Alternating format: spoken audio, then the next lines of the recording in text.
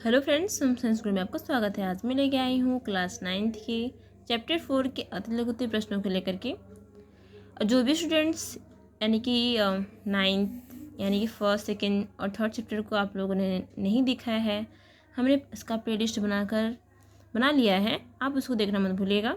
चलिए देखते हैं, अपने प्रश्नों पर आते हैं।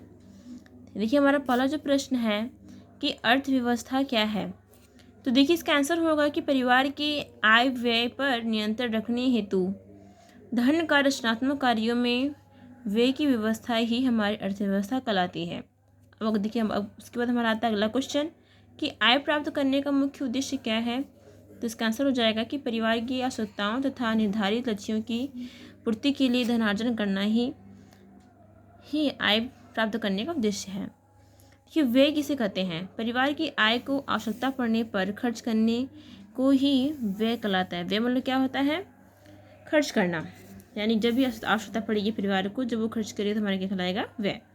उसके बाद हमारा आता है आवश्यकता की परिभाषा दीजिए। तो इसका आंसर होगा कि आवश्यकता मनुष्य की वे इच्छाएं हैं जिन्हें पूरा करने की मनुष्य में सामर्थ्य तथा तत्परता हो। अगला क्वेश्चन है कि आवश्यकताएं कितने प्रकार की होती हैं। तो आपका आंसर हो जाएगा आवश्यकताएं हमें 3 प्रकार की होती हैं। कौन कौन सी? अनिवार्य आवश्यकताएं, आरामदायक आवश्यकताएं तथा विलासिता संबंधी आवश्यकताएं। उसके बाद आता है हमारा कि प्राथमिक आवश्यकताएं क्या हैं। तो आपका आंसर होगा कि भोजन, वस्त्र तथा मकान तथा शिक्षा आदि, ये हमारी क्या है? प्राथमिक आवश्यकताएं हैं। उसके बाद हमारा अगला क्वेश्चन है कि प्राथमिक आवश्यकताएं कितने प्रकार की होती हैं। तो प्राथमिक आवश्यकताएं 2 प्रकार की होती हैं, भौतिक तथा शारीरिक। उसके बाद हमारा अगला क्वेश्चन है कि निम्नलिखित की हम परिभाषा दीजिए, जिसमें आपको दे रहा है कि आवश्यकताएं क्या होती हैं। अनिवार्य का, जीवन रक्षक आवश्यकताएं, बचत तथा निसंचय। और देखिए, अब हम जानेंगे इसमें पहला पॉइंट है आवश्यकताएं। मनुष्य की ऐसी इच्छा जिसकी पूर्ति के लिए उसके पास पर्याप्त साधन हो तथा इनको इच्छा पूर्ति में लगाने की तैयारी भी हो, ये क्या हो जाएंगी? हमारी आवश्यकताएं होंगी। उसके बाद देखिए आता है अनिवार्यता। अनिवार्यता उन आवश्यकताओं को कहते हैं जो जीवन की रक्षा, कार्यकुशलता तथा सामाजिक प्रतिष्ठा पाने के लिए अनिवार्य होती हैं। उसके बाद हमारा आता है क्या? जीवन रक्षक आवश्यकताएं। वे आवश्यकताएं जिनकी संतुष्टि जीवन की रक्षा के लिए आवश्यक होती हैं। अर्थात बचत, आय का वह भाग जो आवश्यकताओं पर खर्च करने के बाद शेष बचता है, जिसे भविष्य की आवश्यकताओं की पूर्ति हेतु उत्पादन कार्यों में लगा दिया जाता है। इसके बाद आता है निसंचय।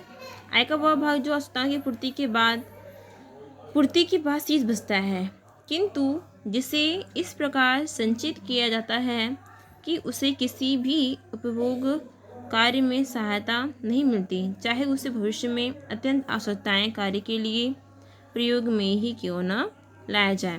उसके बाद हमारा अगला क्वेश्चन है कि भौतिक आवश्यकताएं कौन कौन सी होती हैं। तो आंसर हो जाएगा कि भोजन, वस्त्र, जल, वायु तथा प्रकाश आदि हमारी भौतिक आवश्यकताएं होती हैं। अगला क्वेश्चन है कि शारीरिक आवश्यकताओं के उदाहरण दीजिए। तो आपका आंसर हो जाएगा श्वसन, रक्त परिसंचरण, पाचन, विसर्जन, विश्राम आदि हमारी शारीरिक आवश्यकताएं होती हैं। इसके बाद हमारा आता है अगला क्वेश्चन है समाज को कितनी श्रेणियों में बांटा गया है। तो आंसर होगा समाज को 3 श्रेणियों में, निम्न, मध्यम और उच्च श्रेणी। उसके बाद हमारा अगला क्वेश्चन है कि परिवार की मूलभूत आवश्यकताएं क्या होती हैं। तो आंसर होगा कि परिवार की मूलभूत आवश्यकताएं भोजन। इसमें बस एक दिया है, अगर आपको पता करना है तो हम बता देते हैं। भोजन, वस्त्र, मकान, ये हमारे क्या होती हैं? परिवार की मूलभूत आवश्यकताएं होती हैं।